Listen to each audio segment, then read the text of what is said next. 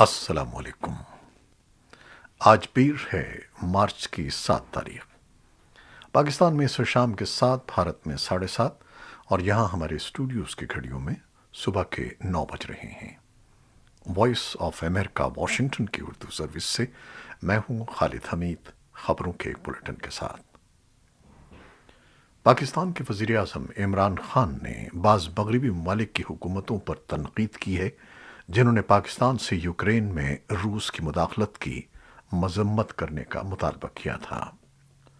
یاد رہے کہ گزشتہ ہفتے اسلام آباد میں تعینات 20 سے زائد مغربی ممالک کے سفارتکاروں نے ایک مشترکہ خط میں حکومت پاکستان سے مطالبہ کیا تھا کہ وہ یوکرین پر روس کے فوجی آپریشن کے خلاف اقوام متحدہ میں پیش کی گئی قرارداد کی حمایت کرے، لیکن پاکستان نے اس قرارداد کی رائے شماری میں حصہ نہیں لیا تھا۔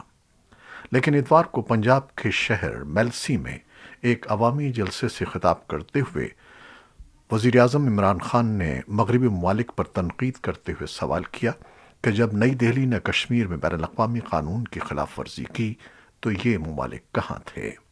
بعض مبصرین کا کہنا ہے کہ پاکستان کے وزیر اعظم نے یہ بیان اندرونی سیاسی مصلحتوں کی وجہ سے دیا ہے، کیونکہ حزب اختلاف ان کی حکومت کے خلاف عدم اعتماد کی تحریک پیش کرنے کے لیے کوشاں ہے۔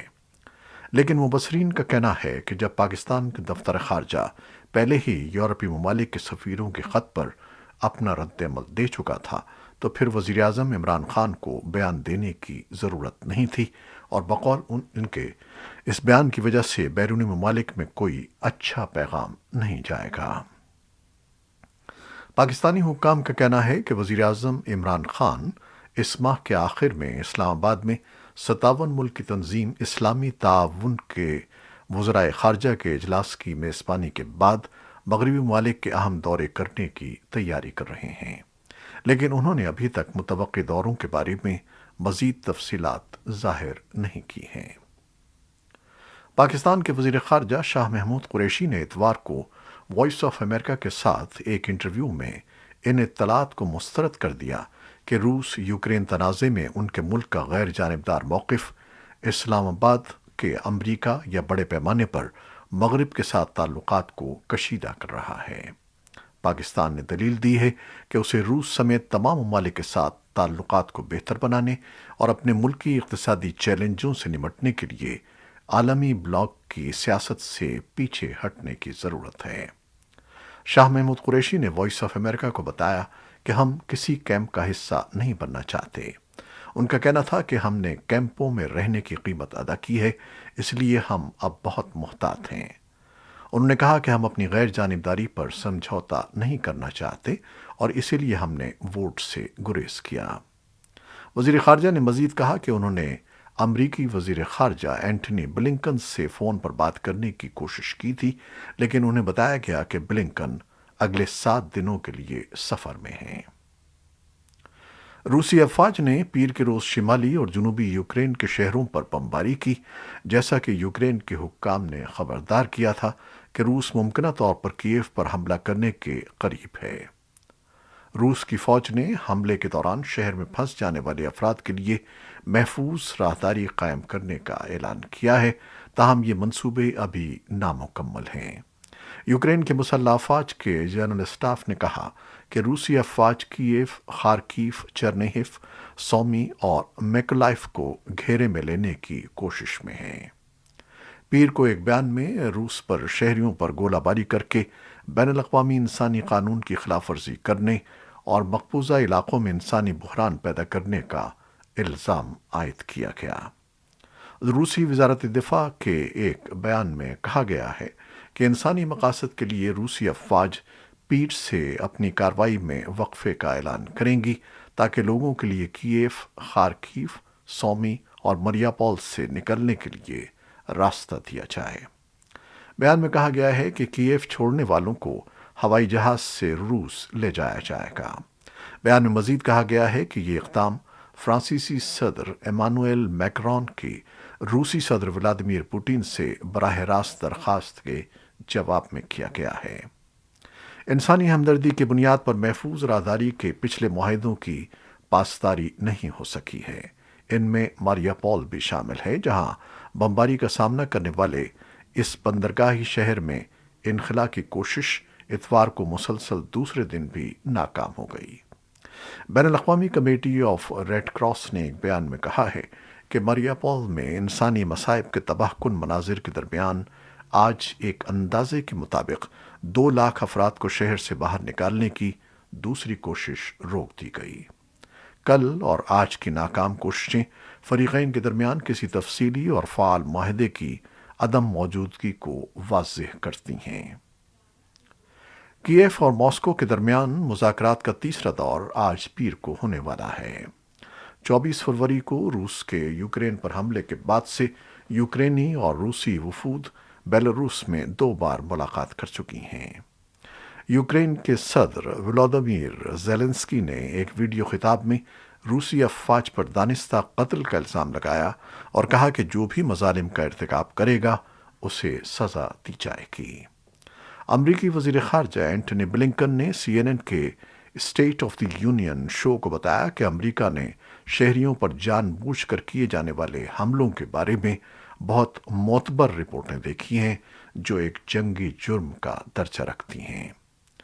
روسی صدر پوٹن نے اتوار کو کہا کہ یوکرین میں ان کی فوجی مہم منصوبہ بندی کے مطابق جاری ہے اور یہ اس وقت تک ختم نہیں ہوگی جب تک یوکرینی لڑائی بند نہیں کر دیتے۔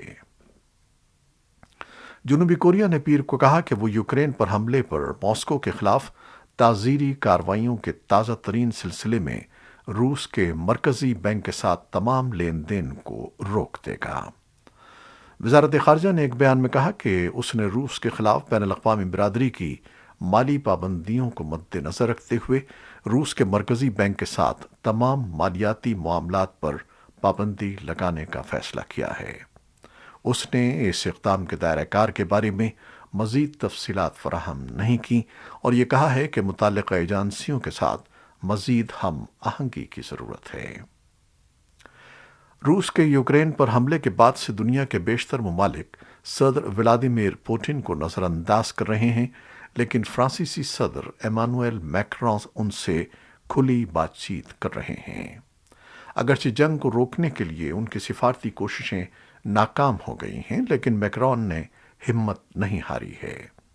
24 فروری کو روسی افواج کی یوکرین پر حملے کے بعد سے دونوں رہنما 4 بار بات چیت کر چکے ہیں۔ تازہ ترین گفتگو اتوار کو ہوئی ہے۔ انہوں نے یوکرین کے جوہری پلانٹس کے تحفظ پر توجہ مرکوز کی۔ میکرون شروع سے ہی واضح طور پر یہ کہتے آئے ہیں کہ یوکرین میں موت اور تباہی اور یورپ کے لیے جنگ کے بڑے نتائج کے لیے اکیلے پوٹن ہی ذمہ دار ہیں، لیکن اگر پوٹن بات کرنا چاہیں تو وہ سننے کے لیے تیار ہیں۔ فرانس نے پیر کے روز روس کو خبردار کیا کہ وہ ایران اور عالمی طاقتوں کے درمیان جوہری معاہدے کو بحال کرنے کی کوششوں پر بلیک میلنگ نہ کرے۔ ماسکو نے امریکہ سے یہ ضمانت دینے کا مطالبہ کیا تھا کہ یوکرین پر عائد پابندیوں سے تہران کے ساتھ اس کی تجارت کو نقصان نہیں پہنچے گا۔ ایران نے جواب میں کہا کہ وہ دوسروں کو اپنے مفادات کی راہ میں رکاوٹ ڈالنے کی اجازت نہیں دے گا، کیونکہ ہفتے کے روز روس کی طرف سے ممکنہ رکاوٹ کے بعد سن 2015 کے معاہدے کو بحال کرنے کی کوششوں کے نقصان کا خطرہ ہے۔ تہران اور واشنگٹن کے درمیان مہینوں کے بالواسطہ بات چیت کے بعد اس معاہدے کے حل کی امید نظر آ رہی ہے۔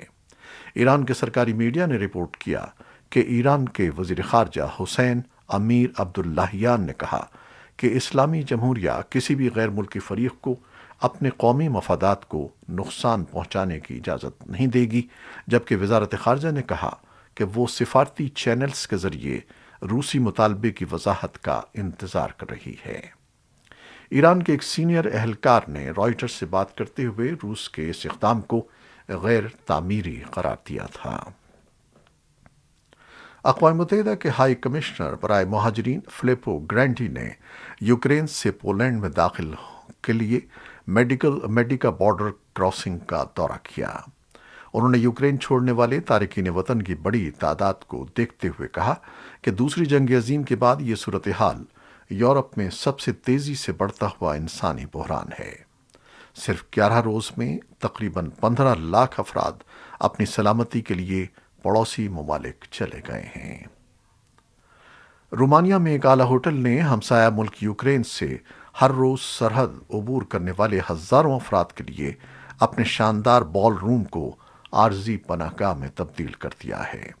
روس کی جانب سے یوکرین پر حملہ کرنے کے فوراً بعد پہلے تارکین وطن نے سوسیوا کے منداچی ہوٹل اور سپا میں پہنچنا شروع کر دیا تھا۔ اس کے بعد سے 2000 سے زیادہ افراد اور 100 پالتو جانوروں نے وسیع بال روم کے اندر پناہ لی ہے۔ مقامی حکام کا کہنا ہے کہ اب تک 2,27,000 سے زیادہ یوکرینی باشندے رومانیہ میں داخل ہو چکے ہیں۔ شمال مشرقی یوکرین میں پھنسے ہوئے تقریباً 700 بھارتی طلباء اپنے سفارت خانے کے وعدے کے مطابق ملک واپسی کے لیے منتظر ہیں۔ یہ طلباء روس کی سرحد سے 30 میل دور واقع شہر سمی میں موجود ہیں۔ بھارت کی حکومت نے اپنے شہریوں کو ملک واپس لانے کے لیے آپریشن گنگا شروع کیا ہے۔ رپورٹس کے مطابق آپریشن گنگا کے تحت 15,000 سے زائد بھارتی شہریوں کو ملک واپس لانے کے لیے 76 پروازوں کا انتظام کیا گیا ہے۔ امریکہ نے طالبان حکمرانوں پر دباؤ ڈالنے کے لیے کہ وہ مذہب کے نام پر ملکی خواتین کو عوامی زندگی سے باہر نہ کریں، مسلم اکثریتی ممالک سے بات چیت کا آغاز کیا ہے۔ افغان خواتین، لڑکیوں اور انسانی حقوق کے لیے امریکی خصوصی ایلچی رینا امیری نے بدھ کو واشنگٹن میں ایک سیمینار سے خطاب میں کہا کہ وہ اس معاملے پر تمام بین الاقوامی اسٹیک ہولڈرز کے مشترکہ سفارتی اقدام کی قیادت کر رہی ہیں۔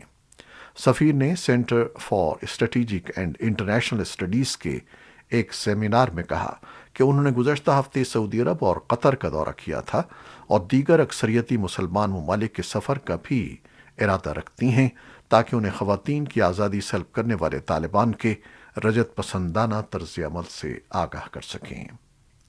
ہیومن رائٹس واچ کی حیدر بار نے بدھ کو ایک بیان میں کہا کہ افغانستان میں لڑکیوں کے سیکنڈری اسکولوں کی اکثریت بند ہے۔ صنفی بنیاد پر طلباء کو الگ الگ رکھنے کے نئے قانون کے ساتھ یونیورسٹیاں حال ہی میں دوبارہ کھلی ہیں، لیکن بہت سی خواتین یونیورسٹی واپس جانے سے قاصر ہیں، کیونکہ جو کچھ انہوں نے پڑھا ہے ان شعبوں کو ہی محدود کر دیا گیا ہے، کیونکہ طالبان نے خواتین کی بہت سی ملازمتوں پر پابندی عائد کر دی ہے۔ طالبان نے اپنی حکومت پر تنقید کو مسترد کرتے ہوئے کہا ہے کہ ان کی حکومت قانونی طور پر تسلیم کیے جانے کے تمام تقاضوں کو پورا کرتی ہے اور دہشت گردوں کو افغان سرزمین پر کام کرنے کی اجازت نہیں دے رہی ہے، لیکن وہ خواتین پر پابندیوں کا بھرپور دفاع کرتے ہیں اور اسے اسلامی اصولوں کے عین مطابق قرار دیتے ہیں۔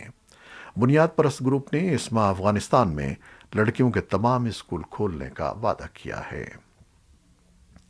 بھارت کے زیر انتظام کشمیر کے گرمائی صدر مقام سری نگر کے ایک مصروف بازار میں دستی بم کے دھماکے میں 2 افراد ہلاک اور 33 زخمی ہو گئے ہیں۔ زخمیوں میں ایک پولیس اہلکار بھی شامل ہے۔ پولیس حکام کا کہنا ہے کہ کسی نامعلوم شخص نے اتوار کی سپہر سری نگر کے امیر اکتل کے علاقے میں لنڈا بازار میں دستی بم پھینکا۔ غالباً اس کا ہدف بازار میں ڈیوٹی پر مامور پولیس اہلکار تھے، لیکن بم بازار میں خریداری کرنے والے لوگوں کے بیچ میں آ کر پھٹ گیا۔ پولیس نے بتایا کہ ایک شہری موقع پر ہی ہلاک ہو گیا، جبکہ زخمیوں میں شامل ایک لڑکی ہسپتال میں دم توڑ گئی۔ ایک اعلیٰ پولیس عہدیدار وجے کمار نے اس واقعے کے لیے علیحدگی پسند عسکریت پسندوں کو ذمہ دار ٹھہرایا ہے، تاہم شورش زدہ علاقے میں سرگرم عسکریت پسند تنظیموں میں سے کسی نے بھی تاحال لنڈا بازار میں دستی بم پھینکنے کی ذمہ داری قبول نہیں کی ہے۔ بھارت کے زیر انتظام کشمیر کے لیفٹیننٹ گورنر منوج سنہا نے واقعے کی مذمت کی ہے۔ حکام کا کہنا ہے کہ 100 سے زائد بھوکے اور کمزور روہنگیا مسلمان سمندر میں کئی ہفتے گزارنے کے بعد انڈونیشیا کے شمالی صوبے آچے کے ایک ساحل پر پہنچے ہیں۔ مقامی قبائلی ماہی گیری برادری کے رہنما بدر الدین یونس نے بتایا کہ یہ گروپ اتوار کو بیریون ضلع کے ایک ماہی گیری گاؤں آلو بویا پاسی کے قریب جنگیا ساحل پر پہنچا۔ دیہاتیوں نے 114 نسلی روہنگیوں کو لکڑی کی ایک کشتی پر سوار دیکھا۔ انہوں نے انہیں اترنے میں مدد کی اور پھر حکام کو ان کی آمد کی اطلاع دی۔ اسرائیلی پولیس کا کہنا ہے کہ پولیس اہلکاروں نے یروشلم کے پرانے شہر میں ایک فلسطینی حملہ آور کو اس وقت گولی مار کر ہلاک کر دیا جب اس نے ایک افسر پر چاقو سے وار کیا۔ پولیس نے ایک بیان میں کہا کہ حملہ آور نے اتوار کی صبح اولڈ سٹی میں افسران سے رابطہ کیا اور ان میں سے ایک پر چاقو سے حملہ کیا جس سے وہ معمولی زخمی ہوا۔ اہلکاروں نے فائرنگ کی اور اس شخص کو گولی مار کر ہلاک کر دیا۔ سعودی عرب نے کورونا وبا کے پیش نظر عائد کی گئی بیشتر پابندیاں اتوار سے ختم کرنے کا اعلان کیا ہے۔ سعودی عرب نے یہ اعلان قومی ویکسینیشن پروگرام میں پیش رفت اور کیسز میں کمی آنے کے بعد کیا ہے۔ دنیا کووڈ وائرس کے نتیجے میں اپنی 6 ملین موت کو ریکارڈ کرنے کے قریب ہے، جو اس بات کی عکاس ہے کہ وبائی مرض کا خاتمہ ابھی بہت دور ہے۔ یہ کووڈ وبا کی ہلاکت خیزی کے بارے میں ایسے وقت پر المناک یاد دہانی ہے جب ماسک کا استعمال ختم کیا جا رہا ہے، سفر دوبارہ شروع ہو رہا ہے اور دنیا بھر میں کاروبار کھولے جا رہے ہیں۔ پاکستان فوج کا کہنا ہے کہ تحریک طالبان پاکستان کے ساتھ مقامی علماء، ملک اور جرگہ مشیران اپنی سطح پر مذاکرات کے عمل میں مصروف ہیں۔ تاہم تاحال اس حوالے سے کوئی پیش رفت سامنے نہیں آئی ہے۔ حکام کا کہنا ہے کہ دہشت گردوں کے خلاف ضرب عضب آپریشن کے بعد علاقے میں امن و امان کی صورتحال میں بہتری کے پیش نظر ترقیاتی کاموں میں تیزی آئی ہے، جس کے بعد علاقائی سطح پر روزگار کے مواقع فراہم کیے جا رہے ہیں۔ پاکستان کے سابق صدر اور سپریم کورٹ کے جج محمد رفیق تارڑ 92 برس کی عمر میں لاہور میں انتقال کر گئے ہیں۔ پاکستان مسلم لیگ نون کے رہنما اور سابق صدر کے پوتے عطا اللہ تارڑ نے اپنے ایک ٹویٹ میں ان کے انتقال کی تصدیق کی ہے۔ سابق صدر کے انتقال پر صدر مملکت عارف علوی، وزیر اعظم پاکستان عمران خان، قومی اسمبلی میں قائد حزب اختلاف اور پاکستان مسلم لیگ نون کے صدر شہباز شریف سمیت دیگر حکومتی اور سیاسی شخصیات نے افسوس کا اظہار کیا ہے۔ یہ تھیں وہ خبریں جو فیس بک لائیو پر ہم نے آپ کے لیے پیش کی۔ ہماری ویب سائٹ، یوٹیوب اور پوڈ کاسٹ پر یہ بلیٹن پوسٹ کر دیا جاتا ہے۔ آپ ہمارے بلیٹن کو شیئر کرتے ہیں اور اپنے کمنٹس میں اپنی محبتوں اور دعاؤں کا اظہار کرتے ہیں۔ اپنی ان محبتوں کو جاری رکھیے گا، ہم آپ کے لیے بے حد مشکور ہیں۔ خالد حمید کو اب اجازت دیجیے گا۔ اللہ حافظ۔